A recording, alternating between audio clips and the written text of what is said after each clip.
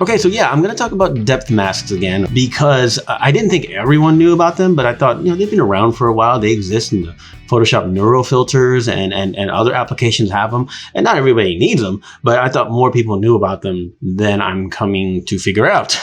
A lot of people are like, hey, these are cool, didn't know it happened, didn't know these were a thing. And on top of that, I also discovered that people didn't realize how to get these depth maps out of things so you can use them. So today I want to review again how to get it out of the Photoshop neural filters. This is not a hack or a secret. And for shits and giggles, I'm going to show you how to get it out of Boris FX Optics. Again, not a hack, just options that people somehow overlook. All right, so what is a depth mask real quick? All right, so let's duplicate. I'm just going to duplicate the background just to have it. This is a final image. There are layers here, right? There's her, there's the rock she's on, there's the stuff behind her and a rock wall and the waterfall and everything else.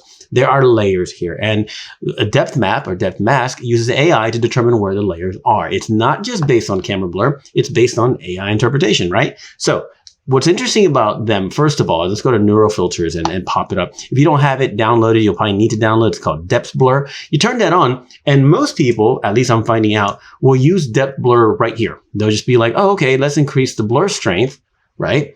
And then now we have more background blur. And if you do that gently, it could actually look kind of cool, and that's fine, but I don't care about that. You can also turn off the focus subject, and what that means is that it doesn't make the subject completely clear. It actually deals with subject depth as well. Now you might think, okay, neat, who cares? Well, here's the thing that I care about.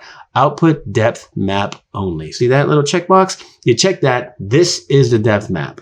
And for me, I like to use this in a mask for various things. I can do stuff here, and it uses some kind of cool system to do things right here, and it works really, really well. So if you say focus subject, for example, and let it think about that a second, think, and then gently use the blur strength. You can add a little bit of extra camera blur, a little bit of extra little, depth, and it could look cool. It uses some kind of cool system here. I don't know what it is. So when you output your own, right, like I'm about to show you here now, it can be really, really cool. But the thing is that I'm going to go ahead and turn off focus subject.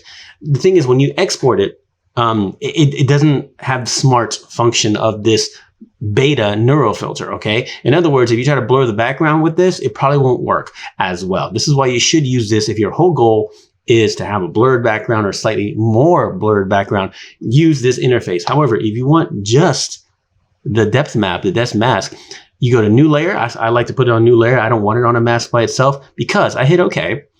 And then now I have this on its own layer. I have a mask or a map that I can do anything with, right? So it is a map of the depth, but it can be used as a mask. That's why I keep going back and forth in the term. I keep flipping them back and forth. But here's the point. If you don't know this, there's a couple of different ways that you can take the luminance selection of what you're looking at. In other words, the RGB channel. I like to describe it as what you're looking at because that's a little more intuitive, right? So a couple of different ways. You can go to the channels palette. If it's not anywhere around, go to window and go to channels, okay? On the RGB thumbnail, which again, if you have, and go back to layers, if you have this layer off, and you go to channels, you'll see the separate channels and you'll see the RGBs, the composite of them all, right? So when you're looking at something like this, especially black and white, that is available for a mask to create a selection that can be made into a mask. So if you go to channels, hold down Command or Control and click RGB, you notice how when you hold Command or Control, that little sort of marquee box shows up next to the hand. See that? That means it's about to select the luminance of what you're looking at. So hold down Command or Control, click it. Now we have the luminance selected. With that, go back to layers or wherever you happen to be. You can make a new thing like curves, okay? And now when you make curves, that has that mask on it. If we go back to the curves and turn off that output mask, when we go here and use the curves and brighten, we only brighten, of course, on the depth area, which is in this case the background. We can prove that by holding down Shift and we click here and we see that's the entire thing. We don't want that. We want just the depth map. Now, for better or worse, that could be cool. It could not. Now, that's how we get a depth map out of the neural filters. Very, very straightforward. All right, now let's go ahead and try it with Boris FX Optics, right? I have the new one, the 2026 update. It's really slick.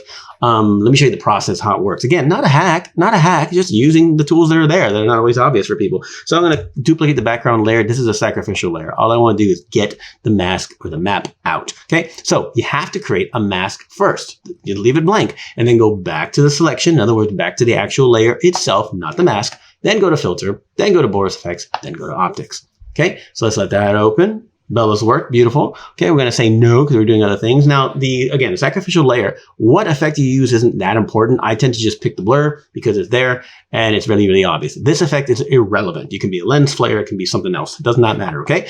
Over here on the layers, okay, we're going to go to the little option right here. This is where you add a mask. When you click it, you get different options. I'm going to choose depth map immediately. Let that do its thinking. And it's going to process it. And there we go, it's done. Okay, cool. If I hit the letter M, you can see this is our depth map. Now, currently it's favoring, if you will, it's inverted, favoring the subject, and then the background gets darker. This is normal and that's fine, but a simple Command I and you invert it, and now it's focused on the background. Okay, so you can hit M again, you see the background is blurred. Kind of cool, way too strong, but the background is blurred. Now, again, sacrificial layer doesn't matter. All I care about is this little bitty option right here next to it, export mask.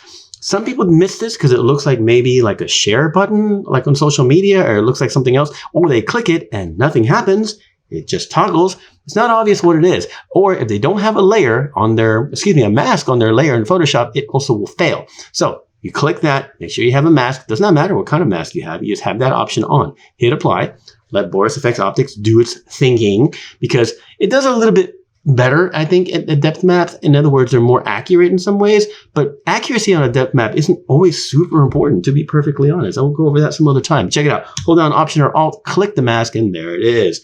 How do we get it out of there? There's a couple of different ways, but the most straightforward way is Command or Control A to select the entire mask, Command or Control C to copy it, go back to the actual layer away from the mask, Command or Control V to paste. And there it is on its own layer. Again, sacrificial layer, we'll throw that out.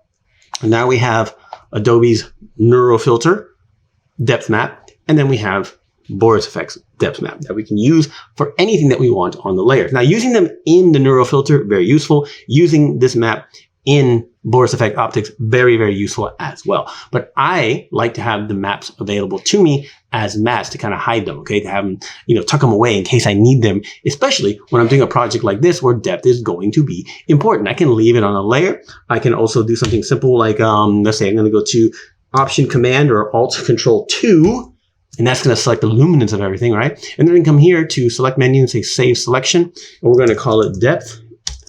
And we're going to call it Optics. That's just so we'll know. Make a new channel and go. And then we can come to this one.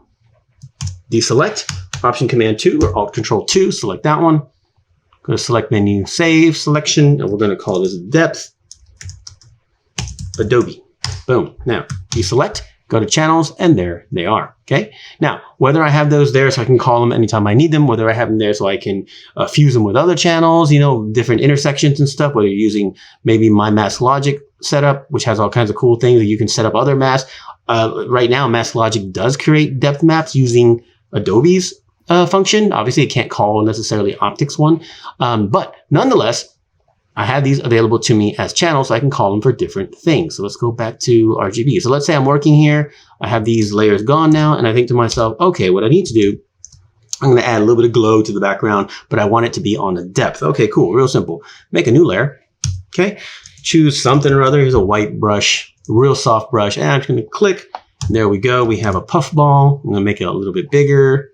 Something like that. Cool, cool. But now I need a mask on it, right? So very, very simple. Go to Channels, hold down Command or Control, and let's try the Optics one. Click it. Now we have that selection. Go back to Layers. Go back to Layers, and then on that, hit Mask. And now we've created that map, that mask, if you will, from the map. And it's a little strong. Obviously, we can do all kinds of different things. Maybe we'll try soft light blend mode. Maybe we'll try overlay. I don't know. And we're creating a different feel that's based on depth. Okay, we can try that one. We can also duplicate it and then get rid of the mask if we want. Okay, and then we can come back to Channels and we can try Adobe's. And we can see what that might look like. Okay, so there's Adobe's and there's Optics. Optics has a little bit more of a subject selection. That's kind of cool.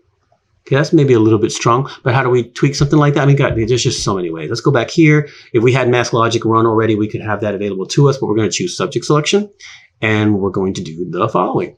We're going to let it finish that subject selection. We're going to do this permanently because I think it's useful. On the Adobe one, we don't want her shown as much, as you can see that. So while the subject is selected right here, I'm going to go ahead and choose black as a foreground color, and I'm going to fill with black. That's going to be Option or Alt, Delete. Option, Delete. Fills with black, and now the mask has been altered to where she is now completely in focus. In other words, that the mask does not account for her in any way. There's no depth accounted for her. She's completely cut out, as it were. A couple other options, you know, if you're looking at the situation here, let's go off on. You see some hard lines. You can manually adjust that, but you can also come to the mask itself and see if feather does anything. Sometimes the feather under the properties can make a difference to help it blend a little bit. Okay, and here, of course, this is the optics one. We can blend that maybe a little bit. See what kind of result we're getting. Who knows what you can do? All kinds of different things you can do. I have seen, and I'm going to try to recreate it because I thought it was cool. I saw someone use a depth map to get rid of or to balance different white balance issues because there was a hotel room, sunlight in the window, and behind the subject, way in the distance, there was an incandescent light, and everything behind the subject was glowing in incandescent temperature, which is roughly 2500 Kelvin. And then the subject and the rest of the scene was mostly covered up by or hit by the sunlight, which is Kelvin around 55,000, 5500. And they use a depth map to balance the Kelvin. It was really, really cool. So I'm going to try to recreate that sometime and show you guys. I think I have a shot I can do it. But anyway, you can see how depth maps could be very, very useful as masks. And that's why I call them depth masks. Now you can use it, like I said, under Photoshop Neuro filters. If you happen to get Boris FX Optics, it's going to be really, really cool too. I want to remind you, under the Neuro filter function of depth blur, the functions in there are super useful. Don't discount them. Boris FX is just a treasure trove of functions and options. Very, very cool to work in those interfaces, especially optics. But if you need those maps as masks, you can pull them out and you can do all kinds of manual things to them. And you know me, if you follow my videos, if you follow my work, I like to have control. So if there's a mask available to me, well, I want to use it where I want to use it.